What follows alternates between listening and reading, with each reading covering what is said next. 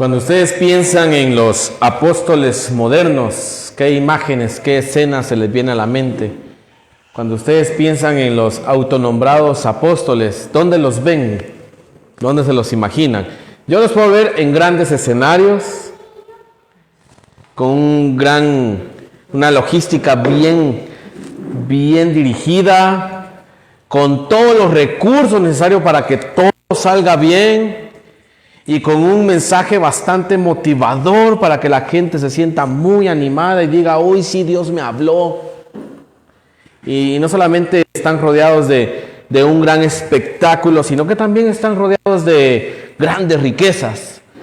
Viajé a tal país en mi jet privado, me transporté, mis guaruras iban conmigo, tal vez no lo dicen, pero sí van así. Y son las escenas, las imágenes que tenemos de los autonombrados apóstoles modernos. Ahora quiero que piensen en los apóstoles bíblicos. Esos apóstoles bíblicos se les puede ver en grandes escenarios, armando grandes espectáculos, con una gran logística, rodeados de mucha prosperidad, con mensajes bien motivacionales. Esa es la imagen que tenemos de un apóstol Pedro, un apóstol Juan, un apóstol Pablo. No me puedo imaginar a un Pablo atreviéndose a usar su ministerio para enriquecerse y hacerse muy popular. De hecho, el tipo era de esa gente que si él conocía a la gente con la que se relacionaba, de los de Macedonia no tenía ningún problema en recibir, pero los de Corinto sí, mejor me pongo a hacer tiendas, dice. Un hombre muy inteligente que estaba dispuesto a servir al Señor. El apóstol Pablo fue un ministro del Señor. De hecho, él así cierra la sección de Colosenses capítulo 1, versículo 23. Él así cierra esta sección diciendo, yo, Pablo, fui hecho ministro. ¿Qué tipo de ministerio desempeñaba Pablo? En su ministerio, ¿qué hacía Pablo? ¿A qué estaba dedicado? Eso es lo que vamos a estar viendo el día de hoy. Vamos a estar aprendiendo dos cosas acerca del ministerio de Pablo y, ¿por qué no?, también acerca de nosotros como servidores de Cristo. Acompáñenme a Colosenses capítulo 1, versículos 24 al 29. Esa es la sección que hoy nos toca. Colosenses 1, 24 al 29. Lleven la lectura juntamente conmigo, por favor. Ahora me alegro de mis sufrimientos por ustedes y en mi carne, completando lo que falta de las aflicciones de Cristo, hago mi parte por su cuerpo, que es la iglesia. De esta iglesia fui hecho ministro conforme a la administración de Dios que me fue dada para beneficio de ustedes, a fin de llevar a cabo la predicación de la palabra de Dios. Es decir, el misterio que ha estado oculto desde los siglos y generaciones, pero que ahora ha sido manifestado a sus santos. A esto Dios quiso dar a conocer cuáles son las riquezas de la gloria de este misterio entre los gentiles, que es Cristo en ustedes, la esperanza de la gloria. A Él nosotros proclamamos, amonestando a todos los hombres, enseñando a todos los hombres con toda sabiduría, a fin de poder presentar a todo hombre perfecto en Cristo. Con este fin también trabajo, esforzándome según su poder que obra poderosamente en mí. Señor, gracias por la bendición que nos da de poder reunirnos el día de hoy y poder, Señor, meditar en tu palabra esta mañana. Gracias por mis hermanos que están con nosotros hoy y que nos hemos reunido para escucharte, para alabarte y también para escucharte, Dios. Habla esta mañana a nuestras vidas y recuérdanos que somos servidores tuyos. Gracias, Señor, Ponemos ese tiempo en tus manos, Jesús. Amén y amén. El apóstol Pablo finalizó algo que pudiésemos llamar una doxología cristológica, es decir, él expresa la maravilla que es Cristo. Él responde a dos preguntas a través de esta alabanza a Cristo. Él responde a dos preguntas. ¿Quién es Cristo? ¿Y qué hizo Cristo? ¿Quién es Cristo? ¿Y qué hizo Cristo? Él ofrece esta alabanza haciendo referencia a la persona y a la obra de Cristo. Desde el versículo 13 hasta el 23, Él habla acerca de Jesucristo. Si podemos recordar cómo está estructurada la epístola, recordemos que comienza con un saludo de los versículos 1 al 2, luego hay una acción de gracias de los versículos 3 al 8, luego viene una oración por los colosenses de los versículos 9 al 12, y ya desde el versículo 13 él comparte el contenido de la carta, el cuerpo de la carta, hablando acerca de Cristo. ¿Quién es Cristo? ¿Qué hizo Cristo? Pero ¿para qué hablar? ¿O para qué comenzar el contenido o el cuerpo de su carta hablando de Cristo? Es que ustedes recordarán y vean el énfasis que él hace. Versículo 9, 19 del capítulo 1. Porque agradó al Padre que en él habitara toda la plenitud. 2. 9. Porque toda la plenitud de la deidad reside corporalmente en él, y ustedes han sido hechos completos en él, que es la cabeza sobre todo poder y autoridad. ¿Por qué comenzar el contenido de su carta hablando acerca de Cristo? Porque también es importante recordar que mientras Pablo está en prisión y Epafras llega donde él está, le cuenta cómo está la iglesia en Colosas.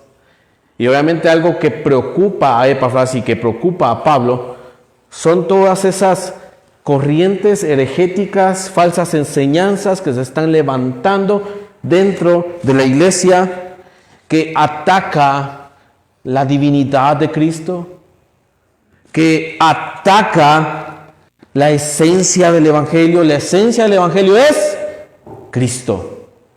Cristo. Cristo es el fundamento del Evangelio, pero hay maestros que están promoviendo falsas enseñanzas. Cristo no es Dios. Y si Cristo no es Dios, entonces no es Salvador. Por eso Pablo enfatiza mucho esto, en él. Incluso usa la palabra corporal, es decir, en el cuerpo de Cristo. Porque toda la plenitud, ojo, vean esa redundancia, toda plenitud. Toda plenitud. ¿Plenitud qué es? Todo. Toda plenitud, ¿de qué? De la deidad habita, reside, dice esta traducción. La Reina Valera dice, habita corporalmente en él, es decir, en el cuerpo de Cristo. Habita toda la plenitud de la deidad. Cristo es Dios. Cristo, verdaderamente Dios, verdaderamente hombre. Y atacar la cristología también es atacar la soteriología, es decir, atacar la doctrina de Cristo es atacar la doctrina de la salvación. Si Cristo no es Dios, entonces no puede salvar. Pero tranquilos, hay una alternativa. Cumplan con todo esto. Cumplan con todas estas reglas, cumplan con todas estas ceremonias, busquen cierto conocimiento elevado que no es para cualquiera. ¿Dónde dice eso? Vean el capítulo 2, versículo 4. Esto lo digo para que nadie los engañe con razonamientos persuasivos. Versículo 8. Miren que nadie los haga cautivos por medio de su filosofía y vanas sutilezas, según la tradición de los hombres, conforme a los principios elementales del mundo, y no según Cristo. 2.16. Por tanto, nadie se constituya en juez de ustedes con respecto a comida o bebida. Cumplan esas reglas. No coman esto, no beban esto. O en cuanto a día de fiesta o luna nueva o día de reposo, cumplan con estas fiestas, cosas que solo son sombra de lo que ha de venir, pero el cuerpo pertenece a Cristo. 18. Nadie los defraude de su premio, deleitándose en la humillación de sí mismo y en la adoración de los ángeles, basándose en las visiones que ha visto. Yo tuve una visión, ¿verdad? Yo tuve una contemplación, vi ángeles, hablé con los ángeles, yo recibí cierto conocimiento. Envanecido sin causa por su mente carnal, pero no haciéndose a la cabeza, de la cual todo el cuerpo nutrido. ¿Nutrido por qué? Es lo que vamos a estar viendo hoy. Y unido por las coyunturas y ligamentos, crece con un crecimiento que es de Dios. Si ustedes han muerto con Cristo a los principios elementales del mundo, ¿por qué? Como si aún vivieran en el mundo, se someten a preceptos tales como: no manipules, no gustes, no toques. Entonces, repito, atacar la doctrina de Cristo es atacar la doctrina de la salvación. Por eso Pablo comienza el contenido de su carta hablando acerca de ¿quién? De Cristo. De hecho, si se vale tener una porción bíblica favorita de Colosenses, la mía sería capítulo 1, versículo 13 al 23. Cómo Pablo exalta a Cristo. Y una de las frases que él más repite es: en Él, de Él, con Él, en Él, en Él, en Él, en Él. Vean, versículo 16 del capítulo 1. Porque en Él fueron creadas todas las cosas, tanto en los cielos como en la tierra, visibles e invisibles, ya sean tronos o dominios o poderes o autoridades. Todo ha sido creado por medio de Él y para Él. Y Él es antes de todas las cosas, y en Él todas las cosas permanecen. Él es también la cabeza del cuerpo, que es la iglesia. Él es el principio, el primogénito entre los muertos, a fin de que Él tenga en todo la primicia. Leer eso con un corazón de adoración. Entendemos nosotros quién es Cristo y qué ha hecho Cristo. Y no suficiente con eso. Pablo no solamente adora a ese Cristo que exalta acá en estos versículos. Ahora dice: hermanos, sirvo a ese Cristo. Soy servidor, soy ministro de ese Cristo. Así finaliza esta doxología en el versículo 23. Veamos el 23. Esto Él hará si en verdad permanecen en la fe bien cimentados y constantes, sin moverse de la esperanza del Evangelio que han oído. ¿Dónde Pablo habló de eso? En el capítulo 1. Que han oído, que fue proclamado a toda la creación debajo del cielo, y del cual, ojo, Pablo está diciendo, y del cual yo, Pablo, fui hecho ministro. Pregunta: ¿de quién es ministro Pablo? Del Evangelio. ¿Y el Evangelio de quién trata? De Cristo. Pablo está diciendo: yo soy ministro del Evangelio, yo soy ministro de Cristo. Ahora, no solamente Pablo. Entonces ahora en el versículo 24 él comienza diciendo: ahora me alegro, me gozo. A ver, ¿en qué se goza Pablo? Pablo no va a decir: ahora me gozo porque desde que comencé a ser apóstol tengo unos beneficios, hermanos. No se imaginan cuando voy a ciertos lugares cómo me atienden, cómo me reciben. Una vez fui por allá a una colonia y que me tienden una alfombra, hermanos. Algunos entenderán la referencia. Y me van sentando en una mesa especial, hermanos, una silla tan cómoda. Vieran todos los beneficios que yo he tenido por ser apóstol. Vieran las grandes ofrendas que recibo. A donde yo voy todo el mundo me conoce. ¡Ay, Pablo, qué bueno que andas aquí! Siervo de siervos. ¡Eso! Pablo no se goza en todo aquello que este mundo puede ofrecer ante esta lucha de títulos, de posiciones. Pablo está diciendo: ahora me alegro. ¿De qué se alegra Pablo? de mis sufrimientos. ¿En qué se está gozando Pablo?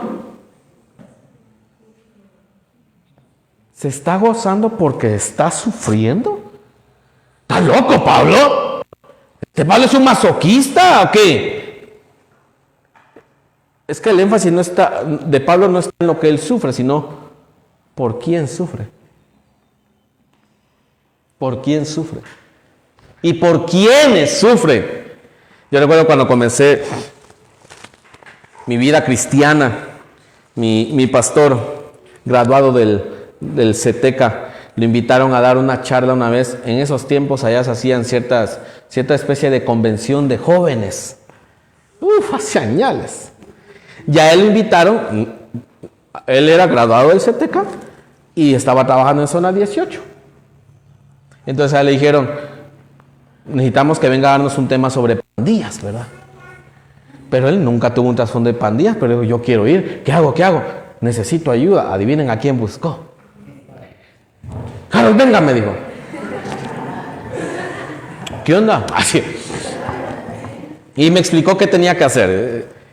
Y esa fue la primera vez que me llevó a ese. Y yo no hablé, yo solo me dijo, quiero que haga esto y esto y esto. Está bueno, le dije yo. Después se fue a San Marcos, había una iglesia muy conflictiva por allá. Y me dijo, yo voy a estar hablando a los adultos, usted se va a hablar a los jóvenes. Voy. Y no se imaginan qué privilegio para mí era que él me tomara en cuenta. Qué privilegio era para mí que él me dijera, Harold, véngase conmigo. Vamos para allá, vamos para allá. Para mí no era una carga. No se imaginan para mí el gozo de saber, es que estoy aprendiendo de mi pastor. ¿Cuánto más si Cristo nos permite ser sus servidores? Así que el sufrir por Cristo no debería ser una causa de amargura. Una causa de resignación. Es una causa de gozo. Ahora me alegro de mis sufrimientos por ustedes. Pablo está diciendo, yo sufro, tú sufres, él sufre. Nosotros sufrimos, vosotros sufrís. Yo estoy sufriendo, dice Pablo. Entonces vale la pena preguntarnos a qué tipo de sufrimiento se refiere aquí Pablo cuando dice yo estoy sufriendo ahorita. Colosenses 4:18. Yo, Pablo, escribo este saludo con mi propia mano. Acuérdense de mis cadenas. ¿Dónde estaba Pablo cuando escribió esta epístola de la prisión? En la prisión. Juntamente con Efesios, Filipenses y Filemón. A eso se llaman las epístolas de la prisión. ¿Pablo dónde está? En la prisión, en la cárcel. ¿Por qué está allí? De hecho, era una prisión domiciliaria lo que él tenía en ese momento. Pero ¿por qué él está en la prisión?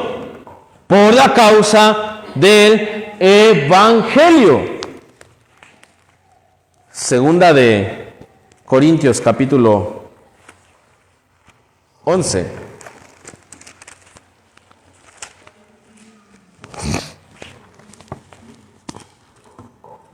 Versículo 21. Segunda Corintios 11:21. Para vergüenza mía digo que en comparación nosotros hemos sido débiles. Pero en cualquier otra cosa alguien más sea osado. Hablo con insensatez. Yo soy igualmente osado. ¿Son ellos hebreos? Yo también. ¿Son israelitas? Yo también. ¿Son descendientes de Abraham? Yo también. ¿Son servidores de Cristo? Hablo como si hubiera perdido el juicio.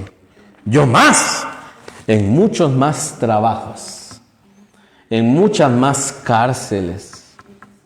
En azotes. En azotes un sinnúmero de veces. Con frecuencia en peligros de muerte.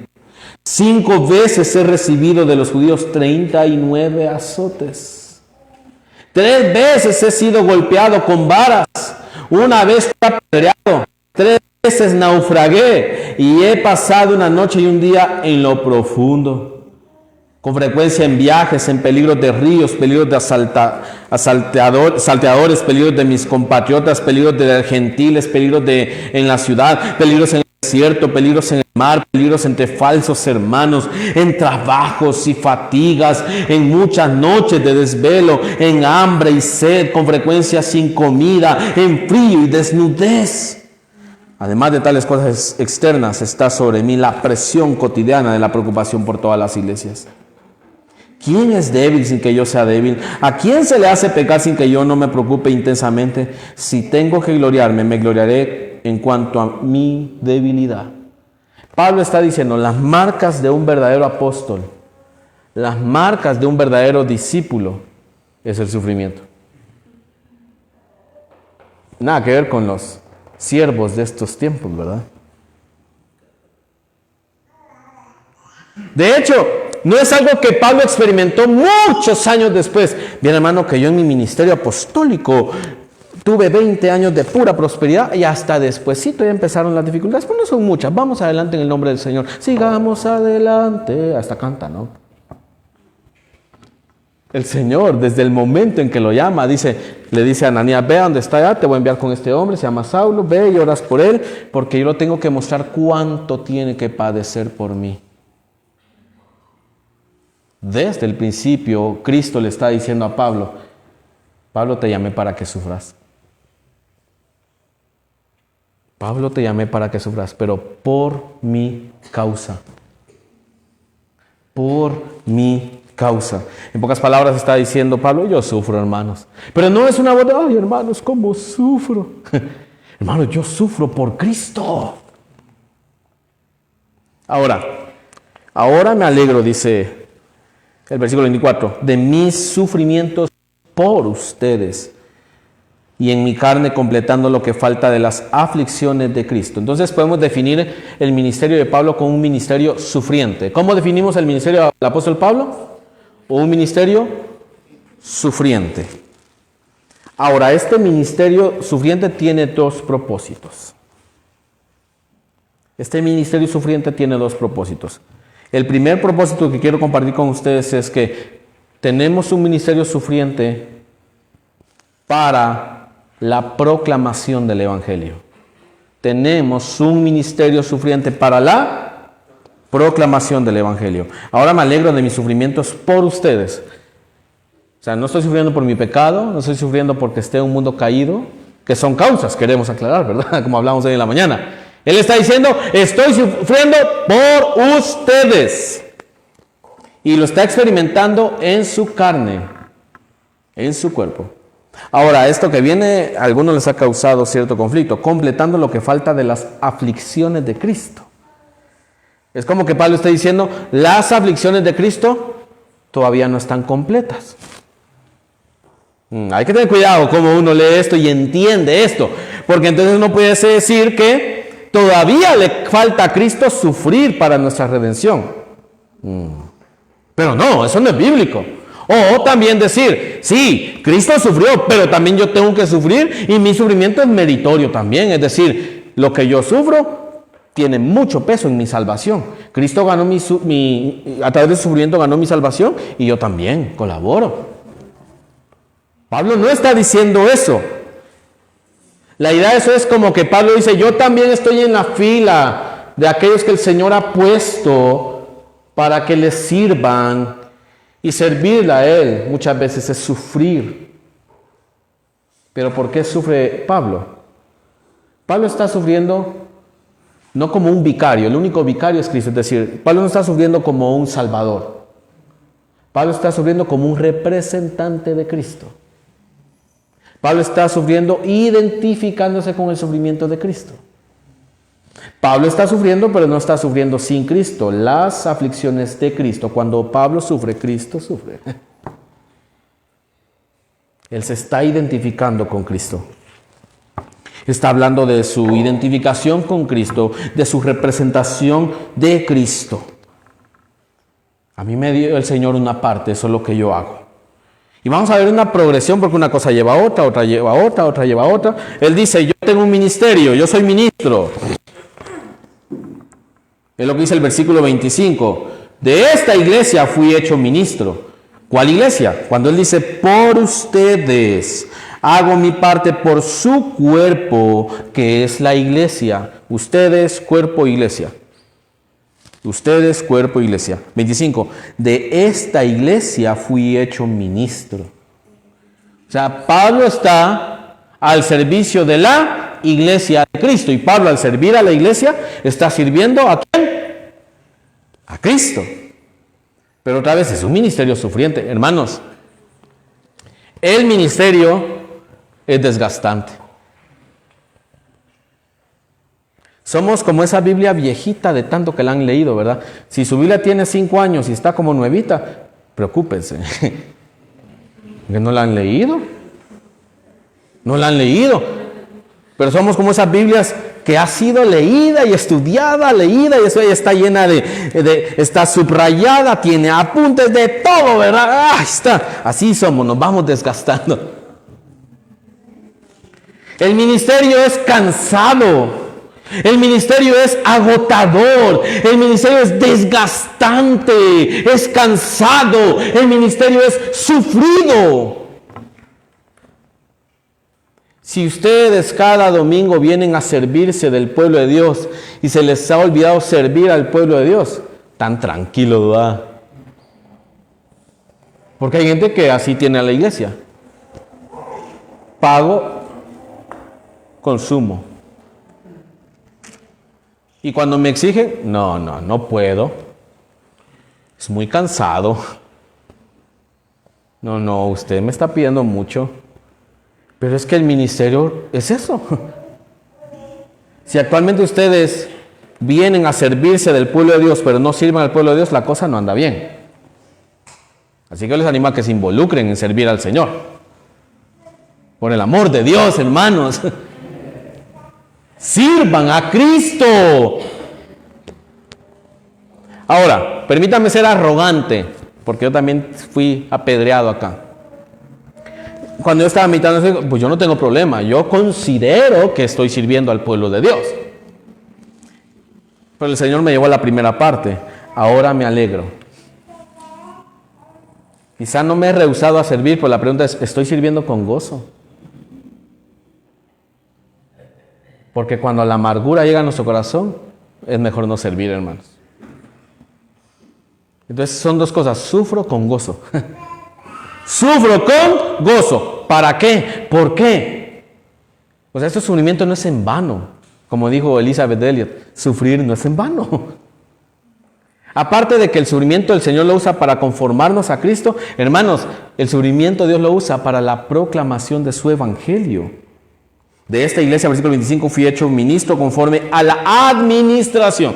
La administración tiene que ver con esta palabra de economía, que habla de que hay una casa y hay un gobierno.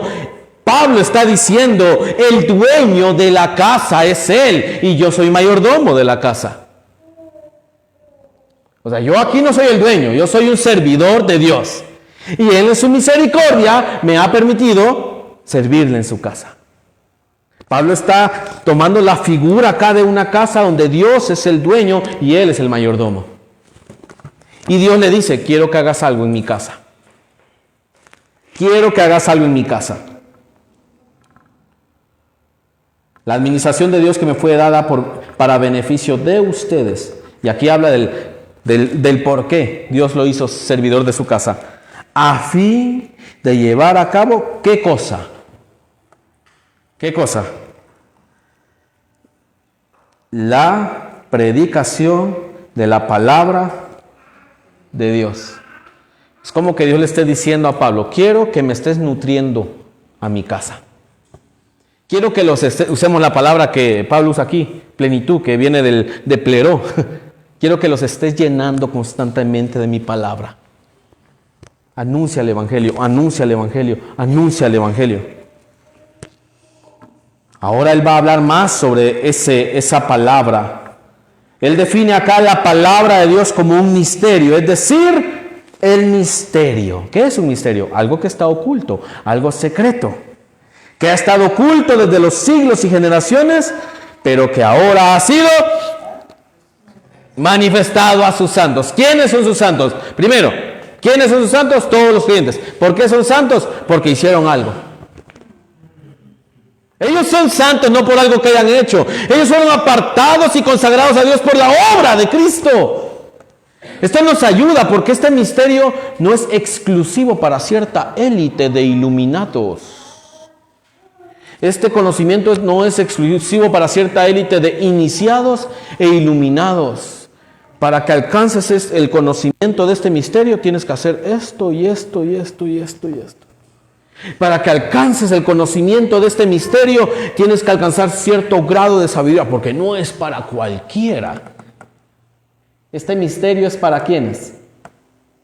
Para sus santos. Y son santos porque Él los hizo santos. Ustedes, hermanos colosenses, son santos. Hermanos de IBR, hemos sido consagrados por el Señor y para el Señor. Somos santos no por algo que hicimos. Él nos ha hecho santos. ¿Para qué? Para que podamos tener acceso a este misterio. Esto me suena mucho a Mateo 13, cuando los discípulos en el versículo 10 le dicen a Jesús: ¿por qué les hablas en parábolas? Y Jesús responde: porque a ustedes se les ha dado a conocer el misterio del reino de Dios. A ellos no. A ustedes sí. Fue por algo que hicieron los discípulos. Recuérdense que este versículo 10 está antes del versículo 9. Obvio, ¿verdad? Pero del versículo 1 al 9, ¿saben de qué habla? La parábola del sembrador. Y los discípulos son la buena tierra. Y la multitud que está escuchando a Jesús son el camino. Son las piedras, son los espinos, gente que escucha la palabra de Dios, pero la semilla allí no crece. ¿Y saben por qué no crece? Porque no son buena tierra. Ahora, nadie se puede hacer buena tierra a sí mismo. La única manera en que podamos tener un corazón dispuesto para este misterio es que Cristo labre nuestro corazón. Prepare nuestro corazón, transforme nuestro corazón para recibir este misterio. Así que no tenemos acceso a este misterio por algo bueno que hicimos. Miren qué bueno es el Señor. Nos elige, nos salva y nos da acceso a esa riqueza. Mira lo que tengo para ti. Estaba oculto y a ti ha sido revelado. No por algo que hicimos, sino que es algo que Él hizo. A estos, ¿quiénes estos? A sus santos. A estos Dios quiso dar a conocer cuáles son las riquezas de la gloria. Es que no es cualquier conocimiento. No es un conocimiento parvulario. Es un conocimiento profundo, insondable. Pablo lo define como riquezas de gloria. Hermanos, ustedes ya son prósperos. Levanten la mano aquí cuando son hijos de Dios. Ok. Entonces ustedes tienen acceso a este misterio. Y este misterio es riqueza. Riqueza. Riqueza. Tienen acceso a ese misterio, hermanos. De la gloria. ¿Cuáles son las riquezas de la gloria de este misterio? Y uno se tiene que preguntar, ¿cuál gloria? ¿Cuál gloria? Me encanta como Pablo dice, de este misterio entre los gentiles, dice. A ver, ¿cómo definió Pablo a los israelitas muchas veces? Los contenedores de los oráculos de Dios. Entonces un judío podía llegar a creer, yo tengo acceso a este misterio porque soy judío. Y Dios dice aquí a través de este texto, de este misterio entre los gentiles. Imagínense a un judío leyendo esto. ¿Cómo? ¿Cómo que para los gentiles? Esa es gente mala, esa no es gente como yo. Gente perdida. A ellos. Porque ese es el poder del evangelio que puede cambiar al más vil pecador y darle la gracia del evangelio. Y ahora Pablo responde, ¿cuál es este misterio? Vean cómo Pablo está diciendo, yo, Pablo, sufro porque soy ministro. ¿Ministro de qué? De un misterio. Ese misterio estaba oculto, pero ahora ha sido manifestado, revelado, y ahora Él dice, ¿qué es ese misterio? 27. A esto Dios quiso dar a conocer cuáles son las riquezas de la gloria de este misterio entre los gentiles, que es Cristo. ¿Qué es Cristo? Ojo con esto. No dice Cristo con ustedes. Cristo en ustedes. ¿Cómo obraba la presencia de Dios en el Antiguo Testamento? El Espíritu de Dios venía, usaba al elegido de Dios para hacer una obra y luego se iba. Y profetizaba en el Espíritu, agarraba una quijada de burro y a burrazos mataba a los enemigos. Sansón. Pero luego se iba. Pero ahora, este misterio, ¿saben cuál es este misterio? Este misterio es más que un conocimiento, este misterio es una persona.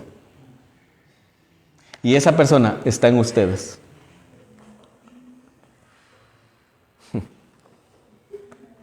Yo no lo merezco.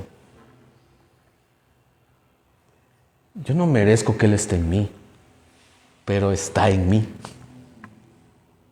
Está en mí. Por eso me encanta cómo Pablo define esto. Hay un tesoro en ustedes. Hay un tesoro en vasos de barro. El tesoro es el Evangelio y los vasos de barro, nosotros. Yo puedo pelear y decir, yo quiero ser una vajilla fina, Señor. Yo quiero ser de oro, no, de barro y punto. Para que la gloria sea no del contenedor, sino del contenido, que es el Evangelio. Pero dichoso vos que contenés el Evangelio. Y sobre todo, dichosos nosotros que tenemos a Cristo. ¿Dónde está Cristo, hermanos? En nosotros. Contamos con la presencia de Dios en nosotros. Así que si tengo a Cristo, lo que pasa en mi vida no cambiará esa realidad. El tener a Cristo me da esperanza en medio del sufrimiento. Soy de Cristo, tengo a Cristo, le sirvo a Cristo. Así que este ministerio sufriente tiene un primer propósito. El primer propósito es para la proclamación del Evangelio. Y el segundo y último propósito, este ministerio sufriente tiene el propósito de podemos llamarle la formación, la progresión, la graduación, como ustedes quieran. Pero vamos a ver cuál es el sentido que Pablo está usando acá. 28. A Él. ¿A quién a Él? A Cristo. A Él. ¿Nosotros qué? Proclamamos, amonestando a todos los hombres y enseñando a todos los hombres con toda sabiduría. Ojo, otra vez vean ese énfasis de todos. Todos los hombres. Todos los hombres. Toda sabiduría. Habla de plenitud. Habla de plenitud. Una vida plena. ¿Plena en qué? En Cristo. Una vida plena. A ver, cuando la gente escucha hoy en día la palabra vida plena, ¿en qué piensa? Salud plena. Nunca me enfermo, hermano. Ay, no. Pobre de mí, entonces. Una vida económica plena. Nada me falta. 0 deudas. Casa, carro, sueldos, puntos. Por montón. Mucho dinero, mucha salud.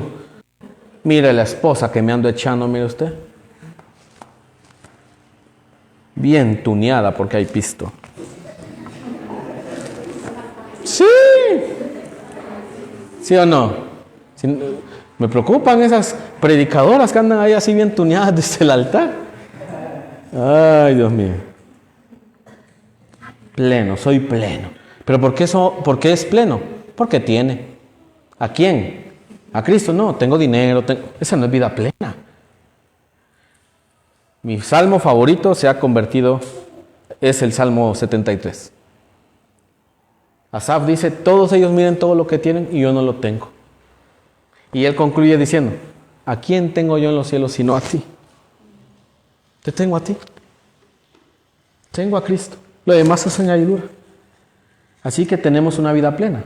Entonces, ¿saben qué usa Dios para llevarnos a más plenitud, a más madurez, a más conformidad a Cristo, a crecer más en Cristo?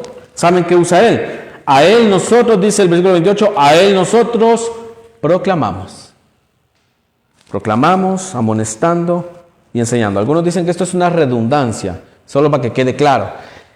Pero fíjense que encontré que proclamar aquí es anunciar. Proclamar aquí es hablar. Habla. ¿Habla qué cosa? El Evangelio. Habla el Evangelio. Hablar del Evangelio es hablar de Cristo. Habla el Evangelio, háblalo. Predícalo, háblalo. Luego Pablo usa la palabra amonestando. Otras traducciones dicen exhortando. Esta dice amonestando. El proclamar es anunciar, hablar. El amonestar es corregir. Le decimos al hermano, no andas bien. Pero se lo decimos a través del Evangelio. Corregimos a través del Evangelio. Hermano, no hagas esto. Sí, esto es regañar. Pero porque nos aman. ¿Y qué usamos? Hablamos la verdad en amor. Así que si alguien se acerca y dice, mira hermano, esto no está bien. El que se enoja pierde. Y luego usa la palabra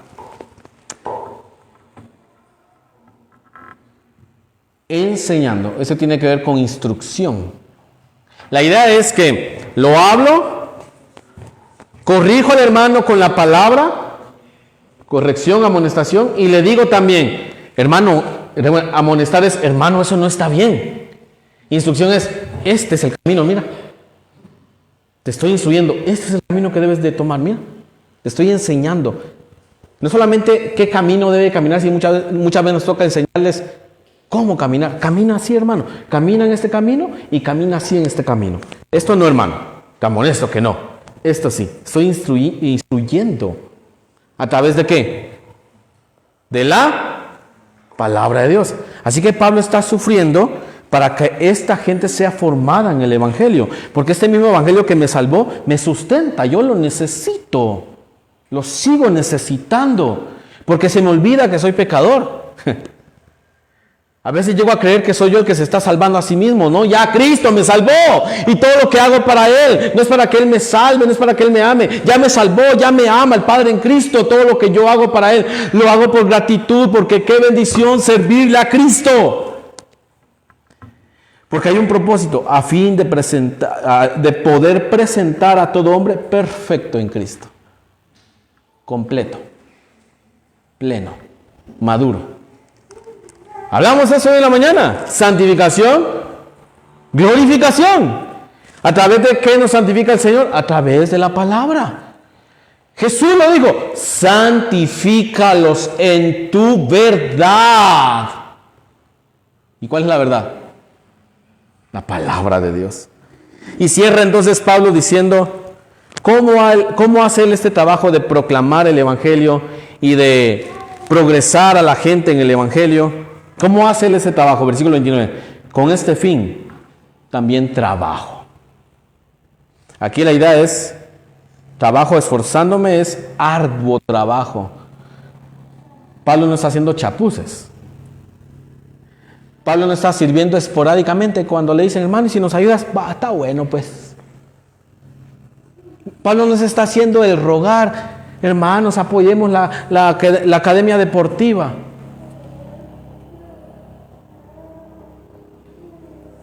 Hermano, vamos a ir a evangelizar. Pablo trabaja arduamente porque le sirve a Cristo y a la iglesia de Cristo. Y vean este énfasis, esforzándome según su poder, que obra poderosamente en mí. Un poder poderoso. La misma palabra aquí es dunamis. Es el mismo poder transformador. No me avergüenzo del Evangelio porque es ese poder que salva. Y ahora ese mismo poder que nos salvó, adivinen que ese mismo poder nos usa.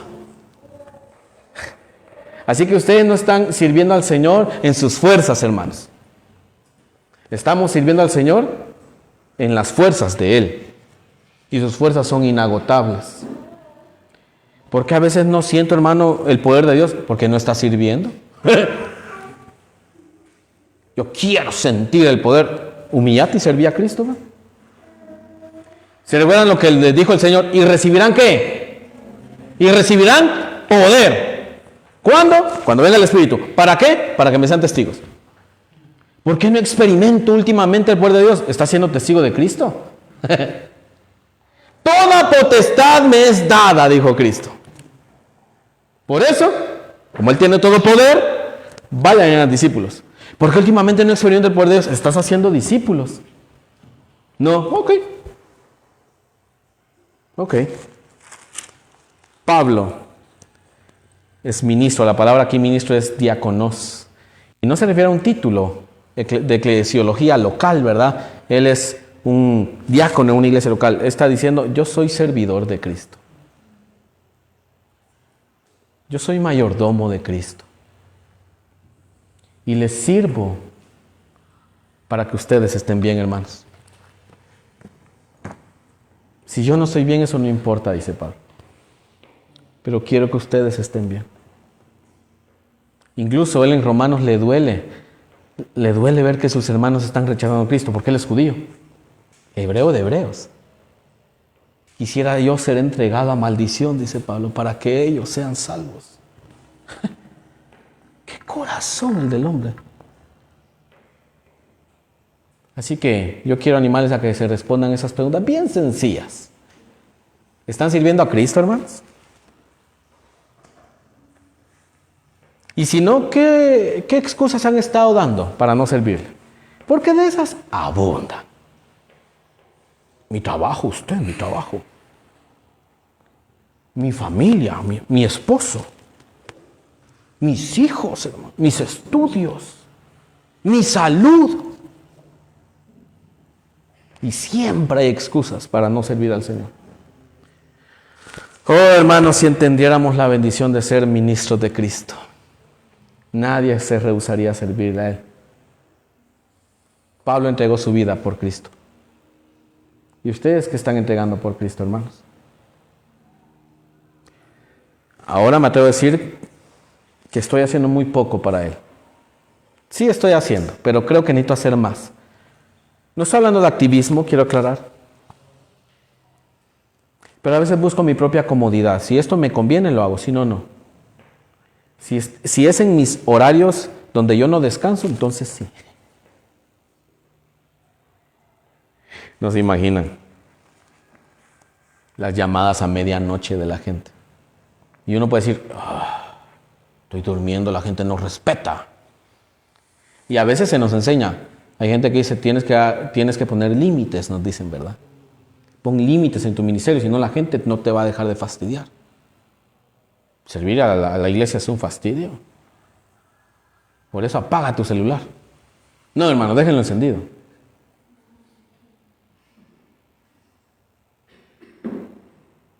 ¿Estoy desgastándome por la obra de Cristo o estoy relax, tranquilo? Despacio, hermano. Tampoco es que me meta, no, vamos despacio, ¿verdad? Ojo, no quiero que ustedes crean que todo lo que hacen para el Señor hace que Dios los ame. Dios ya los ama. Háganlo por eso. Porque Dios ya nos ama. Pero por el amor de Dios, hermanos, sirvamos a Cristo. Me encantó esa gente que salió ahorita de membresía y se acercó. ¿Dónde puedo servir? Y algunos, miren, ni voy a hacer. Gloria a Dios por esa gente que se acercó y dijo, hermano, yo quiero servir. ¿Dónde sirvo? Ya soy miembro. ¿Dónde sirvo? Y gente que no dijo nada. Y algunos de ustedes que son miembros y no los veo en nada, hermanos. En la jugada, ¿ver? Por el amor de Dios. Y no necesitan de un título para servir al Señor. Yo soy pastor, yo anciano, yo diácono. No, son títulos. Claro que Dios nos ha dado dones para servirle, pero va más allá de una formalidad. Tenga un estilo de vida de servicio, hermanos. Sirvámonos los unos a los otros por la causa de Cristo. Pónganse de pie, por favor.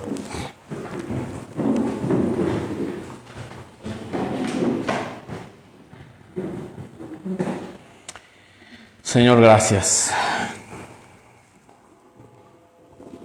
Gracias por salvarnos. Gracias por usarnos. tenemos acceso a esta riqueza de gloria que es Cristo en nosotros.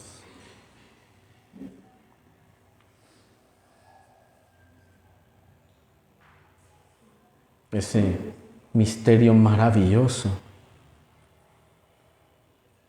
que nos has mostrado por tu gracia.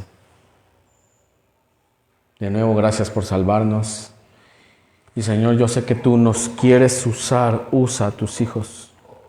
Que tengamos la actitud de Isaías, heme aquí, envíame a mí. Perdónanos porque hemos estado buscando mucho aquello que nos beneficia a nosotros. Aquello que no me cause ninguna carga, ningún agravio. Aquello donde yo me sienta bien. No se trata de que la iglesia esté bien, sino que yo me sienta bien. No funciona así. Señor, gracias por hablarnos esta mañana y por recordarnos que somos ministros tuyos, siervos a tus pies. Guárdanos de servirnos a nosotros mismos. Guárdanos de buscar solo nuestro beneficio. Que por lo que hagamos la iglesia esté bien, porque tú nos usas para eso, en tu poder. Que esta semana podamos tener una actitud de servicio y el ministerio que desempeñamos lo podamos desempeñar con gozo. Porque a ti te servimos, Jesús. A tu iglesia servimos, Jesús. Gracias, Señor, esta mañana por tu palabra. Y gracias por tu pueblo. Te alabamos, Cristo Jesús. Amén. Y amén. Quédense de pie, hermanos, por favor. Voy a pedirle que vamos a estrenar, ¿oyeron? Le voy a pedir a Julio y a Dulce que nos ayuden a repartir los elementos de la Santa Cena.